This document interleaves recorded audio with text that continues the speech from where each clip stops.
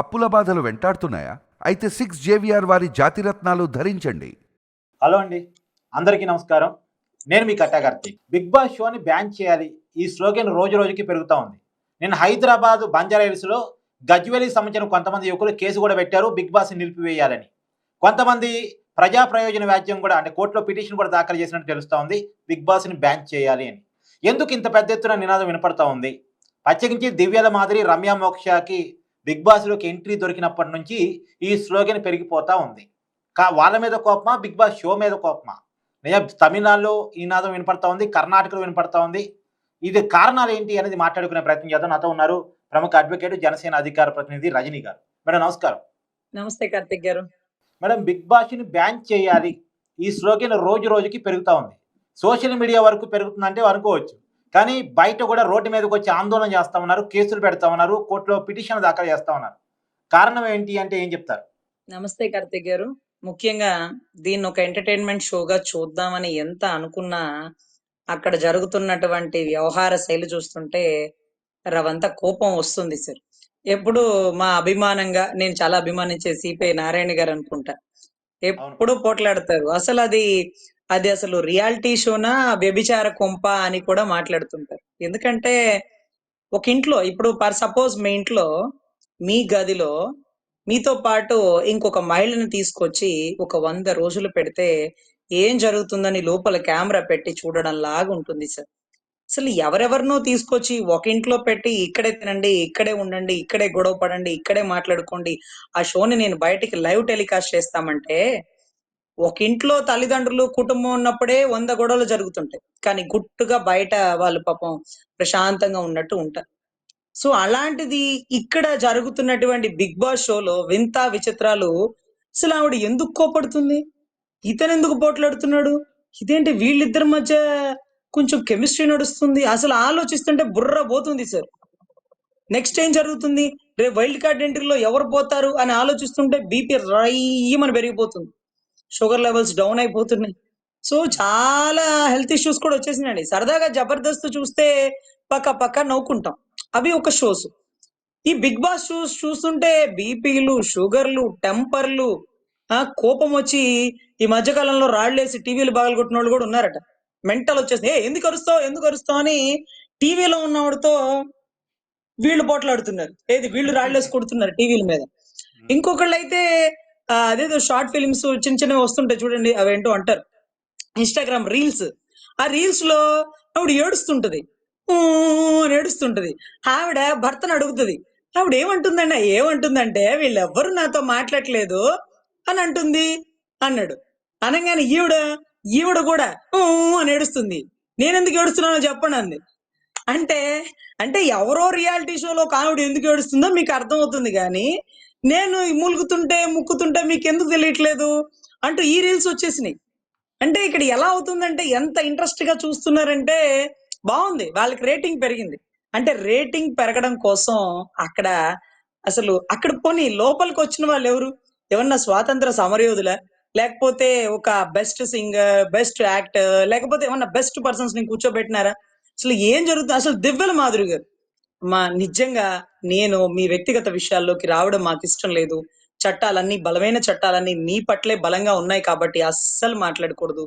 ఎలాంటి పరిస్థితికి వచ్చామంటే, దివ్యల మాధురి గారు, దువ్వాడ శ్రీనివాస్ గారి విషయం జరిగాక ఇంట్లో భర్తలు తప్పులు చేస్తున్నా భార్యలు నిలదీయలేని పరిస్థితికి, దౌర్భాగ్య పరిస్థితికి వచ్చేస్తున్నారట. చాలా మంది మహిళలు నాకు చెప్తున్నారు. ఏమంటే, రజనీ గారు ఎవరితోనో తిరుగుతున్నాడు, ఎవరికో డబ్బులు పంపిస్తా ఉన్నాడు, ఆవిడ కారులో వెళ్ళడం మా అమ్మాయి కూడా చూసిందంట, మా అల్లుడు కూడా చెప్తున్నాడు. కానీ గట్టిగా అడుగుదామంటే ఏం చచ్చారో, ఆ దివ్యల మాధురి, దువ్వాడ శ్రీనివాస్ లాగా అడిగిన దాన్ని తీసుకొచ్చి ఇంట్లో పెట్టేస్తాడా? ఇప్పుడు ఫోన్ లో ఉన్న అమ్మాయి కాస్త ఇంట్లోకి వచ్చేసిద్దా? గట్టిగా మాట్లాడదామంటే భయం అయిపోతుంది రజనీ గారు. ఏంటి వీళ్ళు సొసైటీకి ఏం మెసేజ్ ఇస్తున్నారు? పోనీ వీళ్ళ తప్పు గుట్టుగా చేసుకోకుండా వీళ్ళు రీల్స్, అదేంటిది, దువ్వాడ శ్రీనివాస్ గారికి నాటుకోడు అంటే ఎంత ఇష్టమో తెలుసా? పప్పుచారు నేను ఎలా చేస్తానో తెలుసా? అనేమో పప్పుచారు చేయడం, నాటుకోళ్లు చేయడం, ఈ వీడియోలో లక్షలు పోవడం. అసలు వీళ్ళిద్దరు కలిసి అన్ని టీవీల్లో యాంకర్లో కూర్చొని మాకేమీ సిగ్గనిపించట్లా, మాకేమీ తప్పు అనిపించట్లా అని. చిన్న చిన్న పిల్లలు మెచ్యూర్ అవడానికి దగ్గర వయసులో ఉన్నటువంటి పిల్లలు దువ్వాడ మాధురి గారి ఆడపిల్లలు, 3 పిల్లలు సార్. తల్లి ఈ వయసులో ఎంత అవసరం సార్. ఆ ముసలోడు పక్కన ఆవిడ అవసరం కంటే ఇక్కడ వయసుకు వస్తున్న పిల్లలకి తల్లి అవసరం కదా. ఆ పెద్దాయన పక్కన నుంచోపోతే ఆ పెద్దాయన పక్కన ఇంకో పెద్ద ఆవిడ ఉన్నారు కదా, మనకు అవసరమా? అదొకటి. ఇద్దరు ఆడపిల్లలు పాపం ఆ దువ్వాడ శ్రీనివాస్ గారికి కూడా ఒక బిడ్డకి పెళ్లి అయిపోయింది. రేపు ఆ అల్లుడు ఏమంటారు, మీ అయ్య చేస్తే తప్పు లేదు, నేను చేస్తే తప్పు వచ్చిందా అని. ఆ బిడ్డ విషయంలో ఏమన్నా తప్పు జరిగితే ఇంకొక పెళ్లి కావాల్సిన పిల్ల ఉంది, ఆ అమ్మాయికి పెళ్లి ఎట్లా జరిగిద్ది అనుకున్నారు? అబ్బా వాళ్ళ నాన్న భాగవతం తెలియంది కాదు కదా అని వచ్చే సంబంధాలు వెనకపోవండి. చాలా మంది భార్యాభర్తలు, భర్తలో లోపం ఉన్నా భార్యలో లోపం ఉన్నా కలిసి కట్టుగా ఉంటున్న కారణం పిల్లలు. పిల్లల కోసం ఎన్నో ఓర్చుకుని ఎన్నో తగ్గి బిడ్డలకి మంచి భవిష్యత్తు ఉండాలి, బిడ్డలకి మంచి సంబంధాలు రావాలని భార్య తప్పు చేస్తున్నా భర్త కడుపులో పెట్టుకుంటాడు. భర్త ఎన్ని తప్పులు చేస్తున్నా బిడ్డలకి చెప్పకుండా భార్య కడుపులో పెట్టుకుని సంసారాన్ని ఈదుకొస్తుంటే వీళ్ళు సంసారాన్ని ఒక నడి రోడ్డు మీద పెట్టేసి ఎంతో మంది సంసారాల్లో కొంపట్లో కుంపడి పెట్టి పడేసినారు సార్. ఇలాంటి వాళ్ళని వైల్డ్ కార్డ్ ఏంటి, ఆ ఎంట్రీ ఈ ఎంట్రీ అని తీసుకొచ్చి సొసైటీ ఏమనుకున్నా పర్లేదండి, నాకు దువ్వాడ శ్రీనివాస్ గారే కావాలి, నేను ఆయన్నే దువ్వాలని ఈవిడ. దివ్యల మాధురి లాంటి వయసులో ఉన్న పిల్ల 60 ఏళ్ల పైబడిన నా కోసం ఇష్టపడి వస్తుంటే నేనెందుకు కాదంటాను అని ఇటు ఈయన, ఇటు 3 అటు 2 పిల్లలు, 5 ఆడబిడ్డల జీవితాల్ని సర్వనాశనం చేసేసినారండి. ఇటు చూస్తే భర్త, అటు చూస్తే పాపం ఖాళీగా ఉండేటటువంటి భార్య. వీళ్ళిద్దరి పరిస్థితి ఎలా ఉందంటే, ప్రేమించి ఎంత పెద్ద తప్పు చేసినానా అని దువ్వాడ శ్రీనివాస్ గారి భార్య ఇప్పుడు అనుకుంటది, అతన్ని ప్రేమించి ఎంత తప్పు చేసినానా అని. సో దయచేసి ఇలాంటి వాళ్ళని షోలో పెట్టి ఆ 4 గోడల మధ్య దివ్యల మాధురి కాసేపు మాట్లాడిందే మాకు కనపడిద్ది కానీ రియాలిటీ షోలో అంటే ఏదైతే యాంకర్ల ముందు టీవీ షోలో, ఈ రోజు రియాలిటీ షోలో ఆవిడ బిహేవియర్ చూస్తుంటే అబ్బాబాబాబాబా, అసలు దువ్వాడ శ్రీనివాస్ గారు ఓపిక మెచ్చుకోవచ్చు. కాసేపట్లో కోపం వస్తుంది, కాసేపట్లో అరిచేసిద్ది. ఏంటి నేను ఇంత కర్రీ తింటే అంత కోపం వచ్చింది ఏంటి, అవును తిన్నాను, ఏంట్రా లైట్లు ఆపండి, అది నేను కూడా చూస్తున్నాను సార్. దరిద్రం ఏంటంటే నేను అసలు తొందరగా న్యూస్ నా జీవితంలో ఏ నాటికలు చూసింది లేదు సార్. ఎప్పుడో చక్రవాకం, మొగల్ రేకులు, కార్తీక దీపంతో అయిపోయింది సార్. అది ఎప్పుడో ఒక 4 ఏళ్ల క్రితం చూసిన నాటికలు, దాని తర్వాత ఇంకా చూడలేదు సార్. ఇప్పుడు ఈ దివ్యల మాదిరి వచ్చిన తర్వాత చూస్తుంటే కోడిగుడ్డుకు కూడా గొడవ పడిద్ది, కర్రీ గొడవ పడిద్ది, లైట్ ఆపకపోతే గొడవ పడిద్ది. ఒరే నాయన, ఇన్నేళ్లు కలిసి ఉన్నటువంటి ఎక్కడో విదేశాల్లో ఉన్నటువంటి భర్తేమో దివ్యల మాదిరి గారి భర్త, హ్యాట్స్ ఆఫ్ అండి. ఈ పాపం పెద్ద ఆయన కాబట్టి ఓపిగ్గా భరిస్తుంటాడేమో.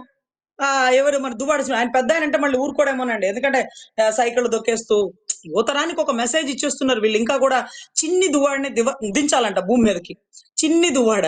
అయ్యో నిజంగా కార్తిక్ గారు, అసలు ఎంత మంది మహిళలు ఇంట్లో మగోళ్ళు అడుగుతున్నారు, ఏంటి రాత్రి 11ంటికి కూడా ఫోన్ మాట్లాడుతున్నావు అని ఒక భార్య అడుగుతున్నా, మాట్లాడుతున్నాను, ఎక్కువ చేసి ఇంటికి వచ్చిద్ది దివ్యల మాధురి లాగా, నువ్వు సర్దుకుని వెళ్తావా, నీకు ఇష్టమేనా అని అడుగుతున్నారు. ఏమో లేదు, సావని ఫోన్లోనే ఉండని, ఎక్కువ మాట్లాడితే ఇళ్ళకి వచ్చేటట్టున్నారు అనే పరిస్థితికి వచ్చేసిన పరిస్థితి అండి. వీళ్ళని షో పెట్టి రన్ చేస్తున్న బిగ్ బాస్ ఏం మెసేజ్ ఇస్తున్నారు మీరు? దయచేసి ఆవిడ గొడవ అవన్నీ నిజంగా మానసిక ఆందోళనలు వచ్చేస్తున్నాయండి. కాసేపట్లో ఏం షోలో ఏం జరిగిద్ది, అందులో పొద్దు నుంచి సాయంత్రం వరకు లైవ్ తీస్తుంటే ఒక తింటారు, పడుకుంటారు, వండుకుంటారు, తర్వాత మాట్లాడుకుంటారు, తర్వాత పోట్లాడుకుంటున్నారు, తర్వాత కొట్టుకుంటున్నారు, తర్వాత షోకి సంబంధించి ఆ గేమ్స్ ఈ గేమ్స్ పెట్టుకుంటే స్నేహంగా ఉన్న వాళ్ళు కొట్టుకొని ఒకళ్ళ మీద పడి ఒకళ్ళు గిల్లుకొని ఆఖరికి పాపం జబర్దస్త్ కామెడీలో ఉంటుంటాడు చూడండి ఒక అతను, అతని పేరు నాకు గుర్తులేదు. ఏమండి, ఇమానియల్. పాపం ఆ ఇమానియల్ గారి పరిస్థితి అయితే అసలు నా జబర్దస్త్ నేను చేసుకుంటే, నా మాడిపోయిన పెసరట్టు నేను తింటంటే నన్ను వచ్చి ఇబ్బంది పెట్టారా బాబు అనేటటువంటి ఎక్స్ప్రెషన్ ఇస్తారు. అన్నిటికీ సర్దుకుంటాడు పాపం. అతనైతే 7 బై బృందావన్ కాలనీలో ఉంటారు చూడండి, ఒక పొట్టిగా ఒక అతని పేరు, అతని పేరు నాకు తెలీదు. ఏమండి, ఎగ్జాక్ట్లీ సుమన్ శెట్టి గారు. ఒరే వర్షం ఎందుకు పడుతుందిరా, నేను పడుకున్నప్పుడే వర్షం పడిద్దా అని అక్కడ ఆ డైలాగ్ మాత్రమే గుర్తుంది సార్. తర్వాత చాలా సినిమాల్లో వచ్చింటారు కానీ అది ఒక ల్యాండ్ మార్క్, ఆయనకి ఒక మంచి బ్రాండ్ అండి. అయితే అతన్ని తెర మీదకి లాగుతున్నారు. వాళ్ళిద్దరూ పాపం చాలా నిదానస్తులు సార్, కింద నుంచి పైకి వచ్చిన వారు. వీళ్ళిద్దరు తప్ప మిగతా ఆ షోలో ఎవరు ఏంటో ఏం అర్థం కాదు. ఇంకా దారుణం ఏంటంటే కొన్ని కెమిస్ట్రీలు కూడా నడుస్తుంటాయి. ఈవిడ అతని మీద, అతను ఈవిడ మీద చూపించే ప్రేమలు.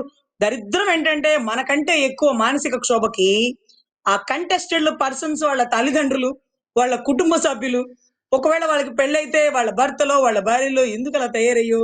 అదేంటి వాడితో అలా గొడవ పడతావు? ఇదేంటి ఈమెతో ఇలా మాట్లాడుతావు? వాడితో ఎందుకు అంత ఎక్కువ చేస్తున్నావు? ఇవన్నీ కూడా ఆ రియాలిటీ షోలోంచి బయటకొచ్చాక వాళ్ళ కుటుంబాల్లో మనస్పర్ధలొస్తాయి. కొన్ని కొన్ని చాట అక్కడే కూడా ప్రేమలు కూడా జ్వలించేటటువంటి పరిస్థితులు నెలకొంటున్నాయి. సో మాకర్థం కావట్లేదండి. ఏం మెసేజ్ ఇస్తున్నారో మాకు తెలీదు గానీ, ఏ రోజు న్యూస్ తప్ప నాటికలు చూడని మేము కూడా దివ్యల మాధురి ఎలా మాట్లాడుతుందో, ఎలా దూకుతుందో అని చూడాల్సిన పరిస్థితొచ్చింది సార్. సో దయచేసి దీని మీద కేసులు నమోదవుతున్న కారణం కానీ, ఇది సిపిఐ నారాయణ గారు అంటారండి, నా అభిమాన నాయకుడు అని చెప్పాలాయన. ఆయన అంటారు, "ఇది రియాలిటీ షోనా? ఇదొక సంసారాల కొంప, వ్యభిచారుల కొంప" అని మాట్లాడుతుంటారండి. లేటెస్ట్ గా ఎందుకంటే నా ఇంటర్వ్యూలో అన్నారు మేడం దాన్ని. ఎగ్జాక్ట్‌లీ. ఆయన గతం నుంచి కూడా ఇప్పుడు కాదు అవును. సార్. 'బిగ్ బాస్' షో ఉన్నప్పటి నుంచి ఆయనెప్పుడు దాన్ని అలాగే కంట్రోల్ చేస్తారు. ఆయన అలాగే కట్ చేస్తుంటారు ఆ విషయాన్ని. చాలా దారుణం ఏంటంటే, ఒక ఇంట్లో ఒక తెలియని చోట తెలియని ఒక 10 మందిని పడేసి తాళం వేసేస్తే, ఒక 100 రోజుల వరకు తాళం తీయకపోతే లోపల ఏం జరుగుతుందో టెన్షన్‌గా ఎలా ఉంటుందో మాకు తెలీదు గానీ, దాన్ని సీసీ కెమెరాలో బంధిస్తుంటారు. కొంతమంది బుక్స్ చదువుకుంటారు, కొంతమంది వండుకుంటారు, కొంతమంది ఎందుకు గొడవ పడతారో అర్థం గాదు. అసలు చాలా దారుణమైనటువంటి ఇన్సిడెంట్ అండి. అలా 4 గోడల మధ్య బంధించడానికి ఒక కుక్కల్ని కూడా కట్టేస్తే పాపం ఎక్కువ సేపు స్వేచ్ఛ లేనిదే ఏ ప్రాణి బ్రతకలేదు. కానీ అలాంటిది 4 గోడల మధ్య తలిపేసి మీకు అన్నం పెట్టాను, లేకపోతే మీకు అన్ని ఫెసిలిటీస్ ఇచ్చాను, మీకు ఏసీ పెట్టినాను. ఇప్పుడు ఎలా మాట్లాడుకుంటారో మాట్లాడుకోండి. నువ్వెందుకు అతనితో పోట్లాడుతున్నావు? నువ్వెందుకు అతనితో నడుపుతున్నావు? నువ్వెందుకు అంత